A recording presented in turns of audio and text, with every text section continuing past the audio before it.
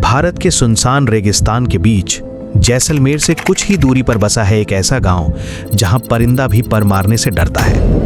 इसे दुनिया कुलधरा के नाम से जानती है। एक ऐसा गांव जिसे पिछले 200 सालों से किसी इंसान ने आबाद करने की हिम्मत नहीं की। कहा जाता है कि यहाँ की हवाओं में आज भी उस खौफनाक रात की चीखें दफन हैं जब 1500 लोग रातों रात बिना किसी सुराग के हवा में गायब हो गए। लेकिन हमेशा से ऐसा नहीं था। 19वीं सदी में यह गांव पालीवाल ब्राह्मणों की खुशहाली से महकता था, पर इस खुशहाली को नजर लग गई रियासत के जालिम मंत्री सालम सिंह की। सालम सिंह की काली नजर गांव के मुखिया की खूबसूरत बेटी पर पड़ी। उसने पैगाम भेजा कि या तो लड़की उसे सौंप दी जाए या फिर पूरे गांव को इसका भारी हर्जाना भरना होगा। गांव की इज्जत दांव पर थी।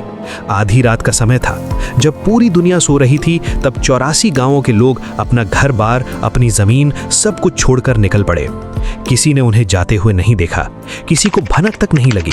सुबह जब सूरज की पहली किरण कुलधरा पर पड़ी तो वहां सिर्फ सन्नाटा था। घर खुले थे, चूल्हे ठंडे थे, लेकिन इंसान एक भी नहीं बचा।